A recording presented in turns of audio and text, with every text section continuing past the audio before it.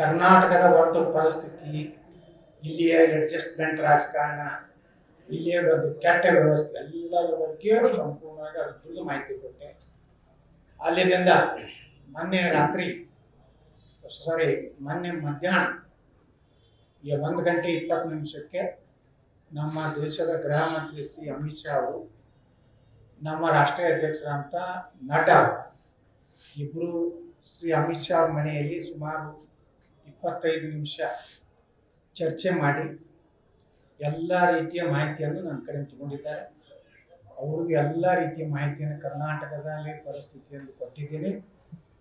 ಯಾವುದೇ ರೀತಿಯಿಂದ ನೀವು ನಾಳೆ ಸುಮ್ಮನೆ ತೀವ್ರ ತರಾಟೆ ತೆಗೆದುಕೊಂಡ್ರು, ಎಚ್ಚರ ಎಂದರು, ಗಂಭೀರ ಎಚ್ಚರಿಕೆ ಕೊಟ್ಟರು, ಉಗ್ರವಾಗಿ ಇದೇ ರೀತಿಯಲ್ಲಿ ನಡೆಯೋದಿಲ್ಲ ಅಂದರು.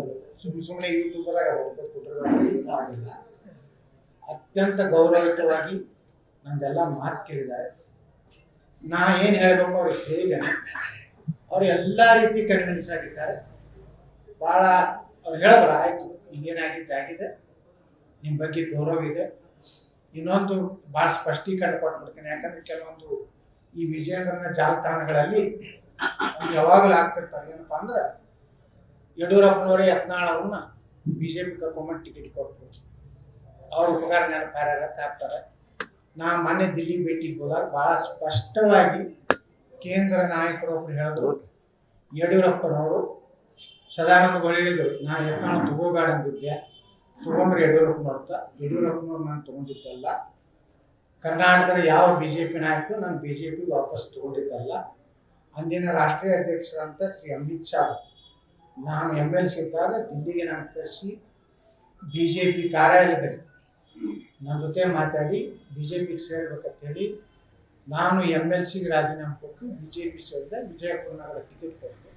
ಇದರಲ್ಲಿ ಯಡಿಯೂರಪ್ಪನವರು ಮತ್ತು ಕೆಲವೊಂದು ಮಂದಿ ನನ್ನನ್ನು ತಗೋದಕ್ಕೆ ಭಾರಿ ವಿರೋಧ ಮಾಡಿದ್ದಾರೆ ಅನ್ನೋದು ಭಾಳ ಸ್ಪಷ್ಟವಾಗಿ ನನಗೆ ಗೊತ್ತಾಗಿದೆ. ಅಂದ್ರೆ ಇದರ ಅರ್ಥ ಯಡಿಯೂರಪ್ಪನವ್ರಿಗೂ ನಾನು ಬಿಜೆಪಿ ತಗೋದ್ರೊಳಗೆ ಯಾವುದೋ ಪಾತ್ರ ಇಲ್ಲ, ಅವ್ರು ವಿರೋಧ ಮಾಡಿದ್ದಾರೆ, ಸ್ಪಷ್ಟವಾಗಿ ವಿರೋಧ ಮಾಡಿದ್ದಾರೆ ಅನ್ನೋಂಥದ್ದು ರಾಷ್ಟ್ರೀಯ ನಾಯಕರು ಒಬ್ರು ನಾನು ಹೇಳಿದ್ದಾರೆ. ಇದರ ಅರ್ಥ ನಿಮ್ಗೆ ಹೇಳ್ತಾ ಇದ್ದೀನಿ, ಇದು ಉಪಕಾರ ಅದೇನೂ ಇಲ್ಲ.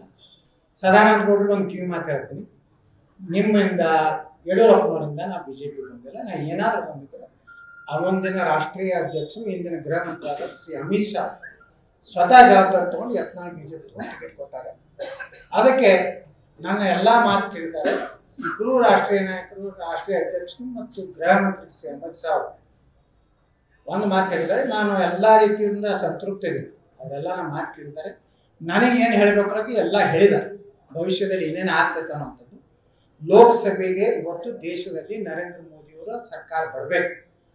तीसरे बार मोदी का ಸರ್ಕಾರ ನಮ್ದಿದೆ. ಇಲ್ಲಕಂದ್ರೆ ನಮ್ಮ ದೇಶ ಉಳಿದಿಲ್ಲ. ಮೋದಿಯವರು ಬರಲಿಲ್ಲ ಅಂದ್ರೆ ಹಿಂದೂಗಳ ದೇಶದಲ್ಲಿ ಜೀವನ ಮಾಡ್ಲಿಕ್ಕಾಗಲ್ಲ. ಯಾಕಂದ್ರೆ ಹಿಂದೂಗಳ ಪರಿಸ್ಥಿತಿ ನೋಡ್ತಿದ್ದಾರೆ. ಕಾಂಗ್ರೆಸ್ ಅಂತೂ ಪಾಕಿಸ್ತಾನಕ್ಕಿಂತ ಜೋರ್ ಪಾರ್ಟಿ ಆಗಿರ್ತಾರೆ. ಅಂತ ಸ್ಥಿತಿಯಲ್ಲಿ ನಾವೆಲ್ಲ ಜಗಳಾಡಲಾರ್ದೆ ಕಚ್ಚಾಡಲಾರ್ದೇ ಸಮಗ್ರವಾಗಿ ಎಲ್ಲ ಹಿಂದೂ ಕಾರ್ಯಕರ್ತರಲ್ಲ, ಇಡೀ ಬಿಜೆಪಿ ಕಾರ್ಯಕರ್ತರು ಈ ಸಲ 2024ಕ್ಕೆ 28 ಲೋಕಸಭಾ ಚುನಾವಣೆಗಳಲ್ಲಿ ಎಲ್ಲ ಕ್ಷೇತ್ರ ಗೆದ್ದು ಮತ್ತೊಮ್ಮೆ ಮೋದಿಯವರು ಪ್ರಧಾನಮಂತ್ರಿ ಮಾಡಬೇಕಂತೆ ನಾವೆಲ್ಲರಿಗೂ ನಿರ್ಣಯ ಮಾಡಿದ್ದೀವಿ. ನನ್ನ ಭೇಟಿ ಅತ್ಯಂತ ಯಶಸ್ವಿಯಾಗಿದೆ. ಯಾವುದೇ ಕ್ರಮಗಳಿಲ್ಲ, ಯಾವುದೇ ಎಚ್ಚರಿಕೆ ಇಲ್ಲ, ಯಾವುದೇ ಕಣ್ಣು ಇದನ್ನು ಮಾಡಿ ಮಾತಾಡಿದ್ದಾರೆ ಅಂತ ಹೇಳಿ ಯಾವುದೇ ಮಾಧ್ಯಮದವ್ರು ಹಾಕಬೇಡ್ರಿ. ಹಾಕದ ನೀವು ಸುಳ್ಳು ಹಾಕ್ಲಕ್ಕಿದ್ರೆ ಮತ್ತೆ ನಾ ಪತ್ರಿಕೆ ಕರಿಬೇಕು. ಸರ್, ಈಗ ನೀವು ಭೇಟಿ ವೇಳೆ ಏನಾದ್ರು 40,000 ಮಾಹಿತಿ ಕೇಳ್ಕೊಂಡ್ರಿ? ಎಲ್ಲ ಇದೆ ರೀ. ಸೂಕ್ತ ಕಾಲದಲ್ಲಿ ಎಲ್ಲ ನೋಡ್ರಿ. ಭ್ರಷ್ಟಾಚಾರ ಅಂತೂ ನಾವು ಒಪ್ಪೋದಿಲ್ಲ. ನಿಮ್ಗೆ ಆ ಮಾಹಿತಿ ಕೊಟ್ಟರೆ ಹುಚ್ಚಿಡ್ತದೆ. ನಿಮ್ಗೆ 900 ರೂಪಾಯಿ ಒಂದು ಬೆಡವೇಜರ್ ಯಾವ್ದು ಇಂಜೆಕ್ಷನ್ ಇರ್ತದೆ, 990 ರೂಪಾಯಿ ಟೆಂಡರ್ ಆಗೈತಿ.